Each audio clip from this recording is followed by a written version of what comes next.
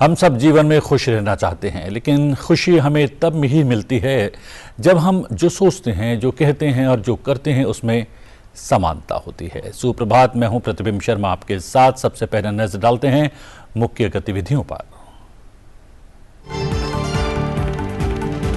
प्राण प्रतिष्ठा के बाद पहली बार अयोध्या पहुंचे प्रधानमंत्री नरेंद्र मोदी। आम श्रद्धालुओं की तरह किए श्री राम लला के दर्शन।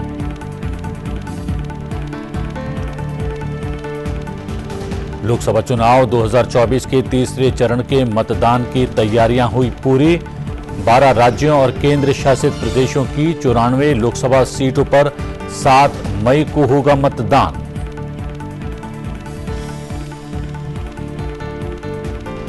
दुनिया के सबसे बड़े लोकतांत्रिक देश के लोकसभा चुनाव देखने 75 अंतर्राष्ट्रीय प्रतिनिधि पहुंचे भारत। 23 देशों के चुनाव प्रबंधन संस्थाओं से जुड़े हैं प्रतिनिधि। चुनाव और चुनाव की प्रक्रिया को जानने कई राज्यों का करेंगे दौरा।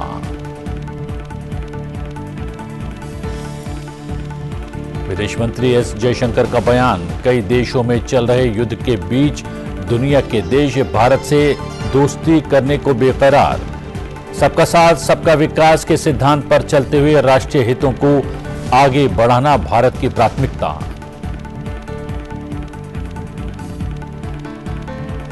अमेरिका के टाइम्स स्क्वायर पर साड़ी गोज ग्लोबल शो का हुआ आयोजन।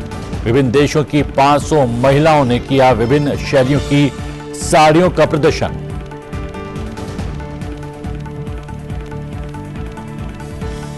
लोकसभा चुनाव के तीसरे चरण से पहले प्रधानमंत्री नरेंद्र मोदी ने रविवार को अयोध्या का दौरा किया। इस साल जनवरी में भगवान रामलला के प्राण प्रतिष्ठा समारोह के बाद प्रधानमंत्री मोदी ने पहली बार अयोध्या का दौरा किया। प्रधानमंत्री ने सबसे पहले रामलला के दर्शन किए। सबसे विशेष बात यह रही कि सामान्य श्रद्धालु की तरह प्रधानमंत्री ने श्री रामलला के दर्शन किए। केवल प्रवेश मार्ग ही थोड़ा सा अलग था। प्रधानमंत्री और अन्य विशिष्ट महानुभावों का प्रवेश 11वें द्वार से करवाया गया। श्री राम जन्मभूमि तीर्थ क्षेत्र ने केवल इतनी व्यवस्था की कि श्रद्धालुओं की कतारें शाम 6 बजे से सिर्फ 3 कर दी गईं, लेकिन श्रद्धालुओं का दर्शन अबाध गति से चलता रहा।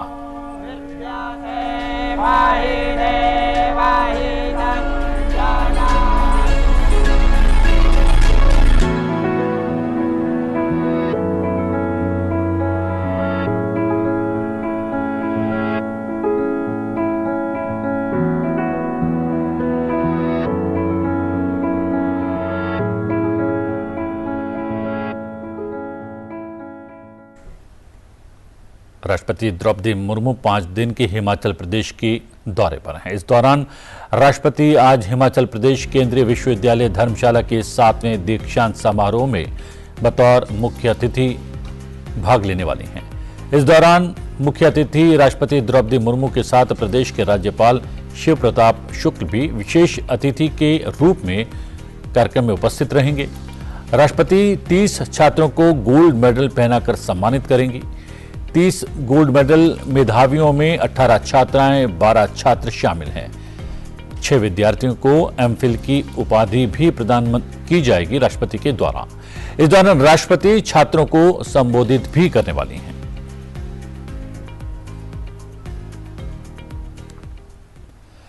दिल्ली विश्वविद्यालय के स्कूल ऑफ ओपन लर्निंग का आज 62वां स्थापना दिवस मनाया जा रहा है।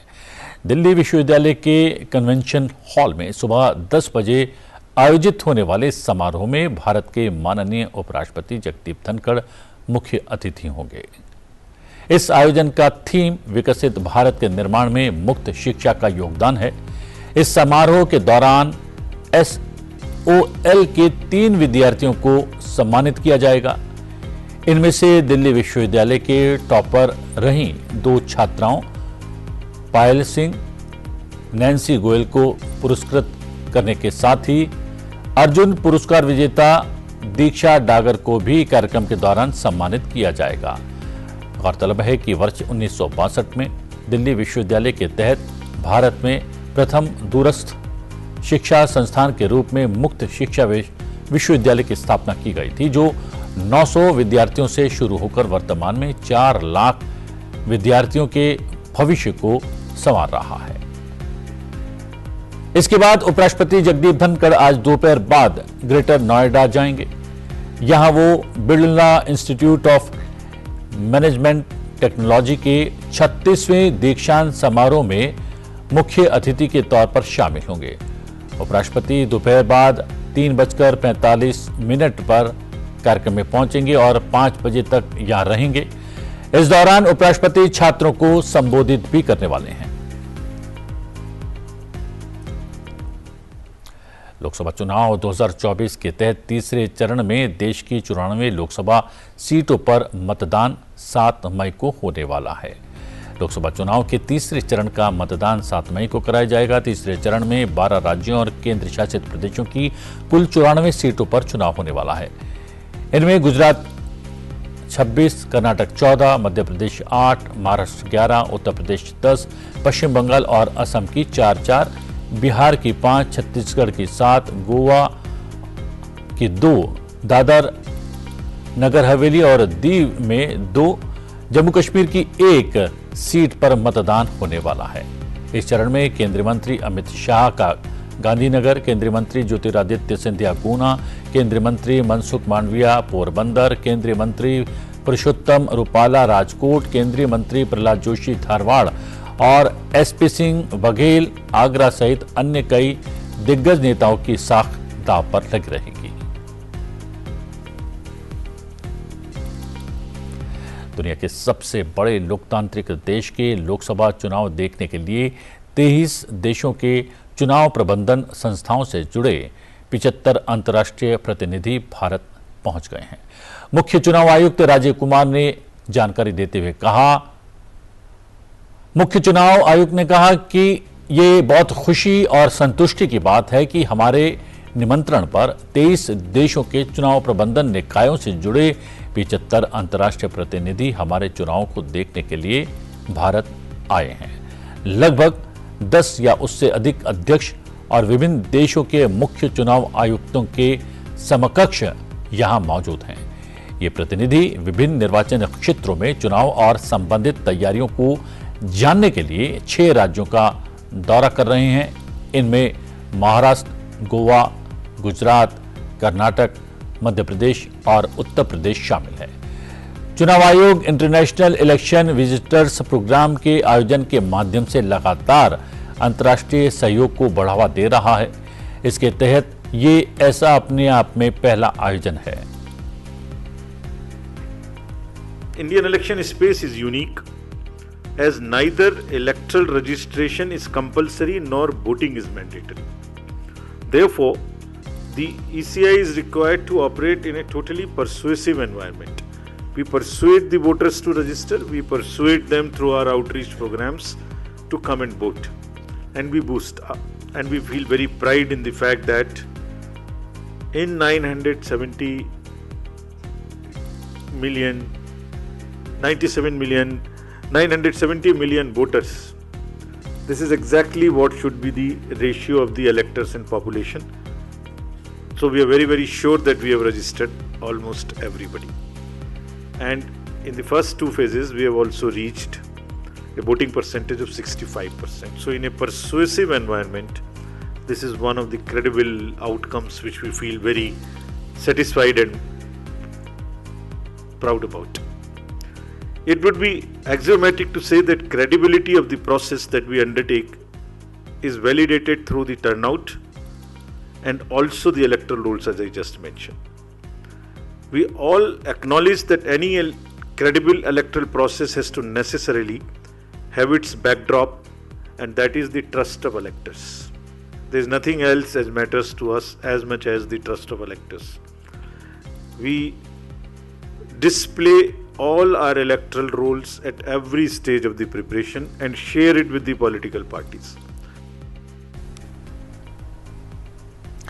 संसद टीवी चुनाव आयोग के साथ मिलकर देश के यूनिक पोलिंग बूथ पर पहुंचकर उसको जानने की कोशिश कर रहा है और इसी प्रक्रिया में हमारी संवाददाता प्रियंबरा गुजरात के गिर सोमनाथ जिला में तलाला तहसील माधवपुर जंबूरा गांव के बाणज के इकलौते वोटर के मतदान की तैयारियों पर बातचीत करने पहुंची।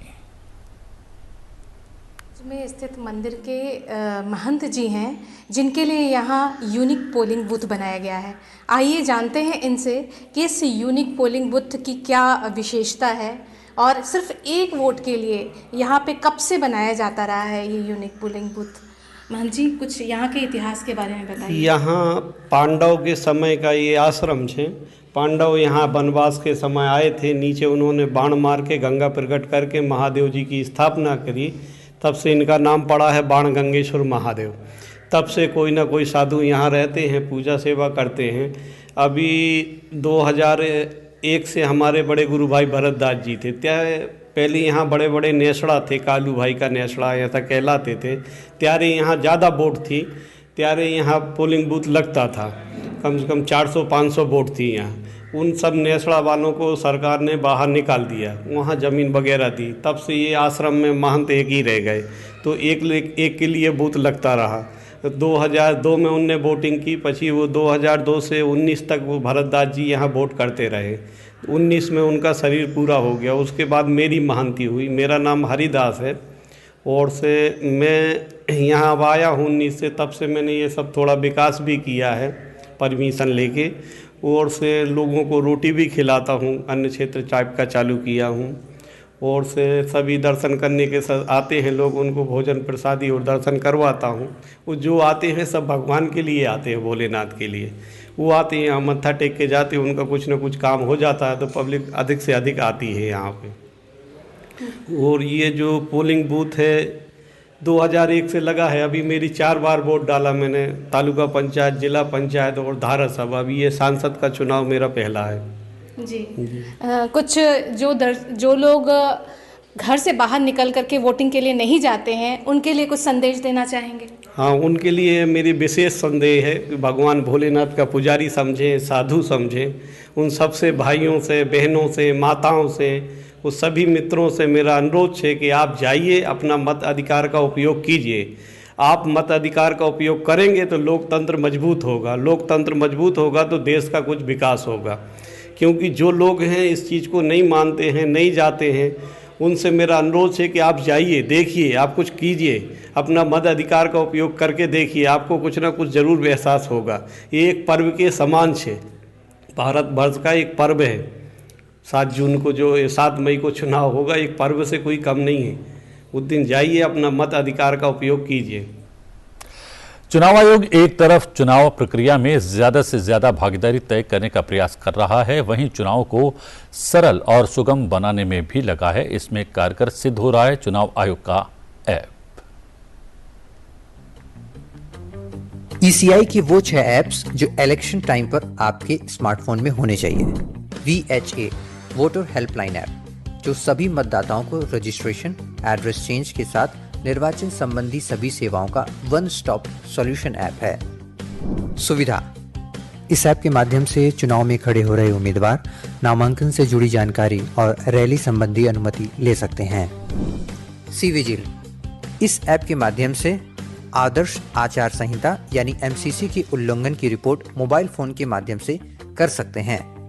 KYC know your candidate app के माध्यम से आप अपने कॉन्स्टिट्यूएंसी के कैंडिडेट के बारे में पूरा बायोडाटा जान सकते हैं। सक्षम: इस ऐप के माध्यम से PWD, दिव्यांग या बुजुर्ग मतदाता के लिए घर से वोटिंग या व्हील चेयर जैसी अन्य सुविधाओं के लिए इस ऐप को डाउनलोड कर सकते हैं। वोटर टर्नआउट: इस ऐप के माध्यम से वोटिंग के दिन ही अप्रॉक्सीमेट वोटर टर्नआउट ट्रेंड देख सकते हैं। भारत की लोकतांत्रिक भावना को प्रदर्शित करता है चुनाव, क्योंकि भारत में मतदान एक उत्सव है। महाराष्ट्र के रत्नागिरी से एक ऐसा ही वीडियो जारी हुआ है जो मतदाता जागरूकता को दर्शाता है। यही कर्तव्य अधिकार हमारा, मतदान देने जाएंगे भारत के लिए, भारत के लिए।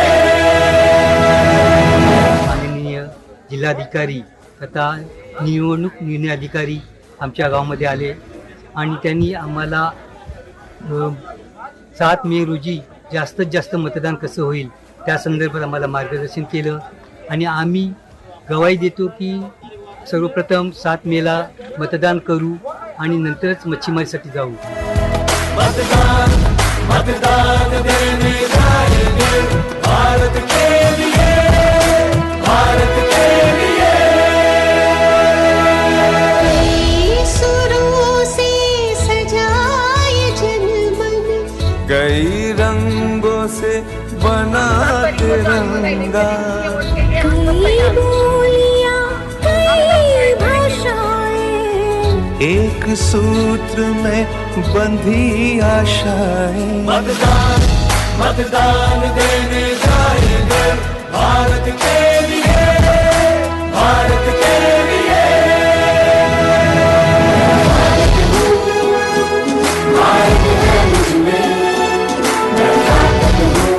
132 मच्छीमार संघटना आहेत जिल्ह्यामध्ये. त्यामध्ये जवळपास 70,000 आपले वोटर्स आहेत.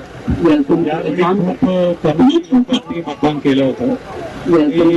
कारण सुद्धा आहे की आपण एक वेळ आत गेले समुद्रात तो ते 5-5 दिवस आपण राहतो असा विषय आहे. 5-10 दिवस. तो यावेळी सर्वांना विनंती आहे की आपण 5 तारीख किंवा 6 तारीखला आपले गावात परत या आणि 7 तारीखला नक्की मतदान करावं. धन्यवाद. जय हिंद. विदेश मंत्री एस जयशंकर ने रविवार को कहा कि कुछ देशों में चल रहे युद्ध और अनिश्चितता के बीच कई देश भारत के साथ दोस्ती करना चाहते हैं. अपने ओडिशा दौरे के दूसरे दिन एक सभा में विश्व बंधु भारत विषय पर बोलते हुए विदेश मंत्री एस जयशंकर ने दुनिया भर में साझेदारी करने की भारत की क्षमता का उल्लेख किया. विदेश मंत्री ने इस बात पर जोर दिया कि अन्य देशों में चल रहे युद्ध के बावजूद भारत सबका साथ सबका विकास के सिद्धांत पर जोर देते हुए अपने राष्ट्रीय हितों को आगे बढ़ाने के लिए विभिन्न मोर्चों पर सभी देशों के साथ सहयोग कर सकता है. विदेश मंत्री एस जयशंकर ने कहा, हम अमेरिका और यूरोप के साथ साथ रूस और अफ्रीकी देशों के साथ भी मिलकर काम कर रहे हैं. इसी तरह भारत एक तरफ इजराइल और दूसरी तरफ खाड़ी के अरब देशों से दोस्ती कर रहे हैं. उन्होंने अपने राष्ट्रीय हितों के लिए विभिन्न देशों के साथ अच्छे संबंध बनाने में सक्षम एक राष्ट्र को विश्व बंधु की संज्ञा दी.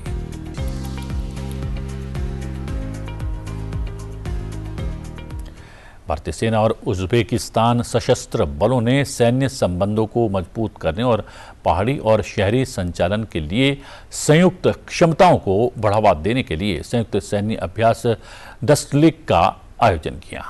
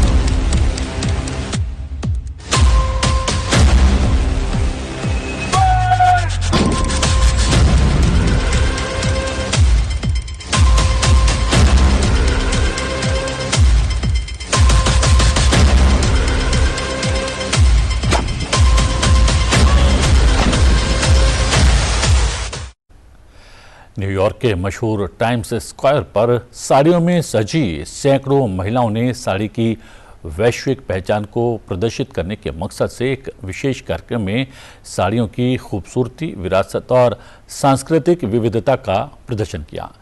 इसमें भारतीय अमेरिकी समुदाय की महिलाओं के साथ साथ करीब 9 देशों की महिलाओं ने हिस्सा लिया. टाइम्स स्क्वायर पर शनिवार को आयोजित साड़ी क्रूज ग्लोबल कार्यक्रम में भारतीय समुदाय सहित उन 9 देशों की 500 से अधिक महिलाओं ने हिस्सा लिया जहां साड़ी लोकप्रिय परिधान है. इन देशों में भारत के साथ साथ बांग्लादेश, नेपाल, ब्रिटेन, अमेरिका, संयुक्त अरब अमीरात, युगांडा, त्रिनिदाद, गुयाना शामिल रहे। इस कार्यक्रम के दौरान खादी सहित विभिन्न प्रकार के कपड़ों पर उत्कृष्ट कढ़ाई और शैलियों वाली रंग बिरंगी साड़ियां पहनी हुई महिलाओं ने अपने संग्रह का प्रदर्शन किया, राष्ट्रीय ध्वज लहराए, एक साथ नृत्य किया और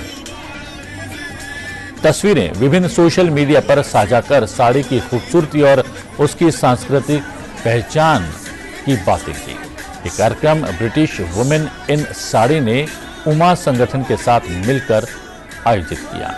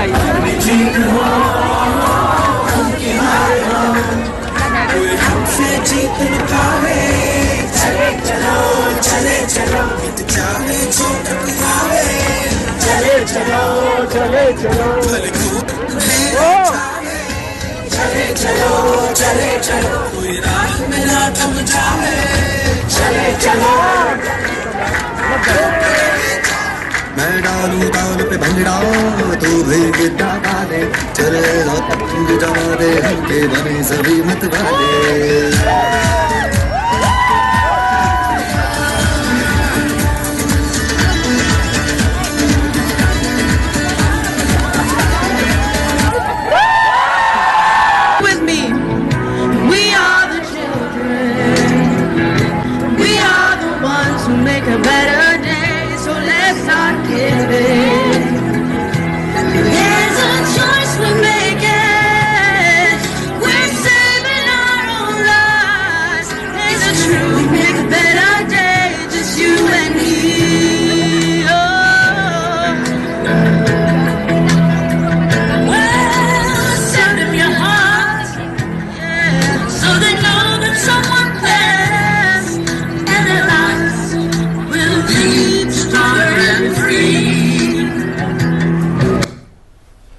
और अब समय है आपसे विदा लेने का। चलते चलते आपको छोड़े जाते हैं आज के दिन से जुड़े इतिहास के साथ। मुझे दीजिए आज्ञा, बने रहिए संसद टीवी के साथ। नमस्कार। 6 मई साल 1944 को राष्ट्रपिता महात्मा गांधी को आगा खां पैलेस से रिहा किया गया। आगा खां पैलेस पुणे के यरवदा में स्थित एक ऐतिहासिक भवन है। स्वतंत्रता आंदोलन के दौरान बापू को कई बार गिरफ्तार कर पुणे की यरवदा जेल और आगा खां पैलेस में नजरबंद किया गया। यरवदा जेल में ही बापू ने फोल्डिंग चरखा बनाया था।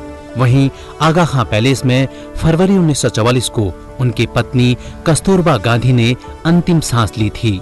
अगस्त 1942 में भारत छोड़ो आंदोलन के दौरान बापू को उनके समर्थकों के साथ इसी महल में रखा गया था। इस पैलेस में गांधी जी की पत्नी कस्तूरबा गांधी और उनके सचिव महादेव भाई देसाई भी गांधी जी के साथ रहे। 6 मई साल 1972 को आबिद खान का जन्म उत्तर प्रदेश के हरदोई जिले में हुआ। वे लांस नायक के पद पर नियुक्त एक पराक्रमी भारतीय सेना के जवान थे।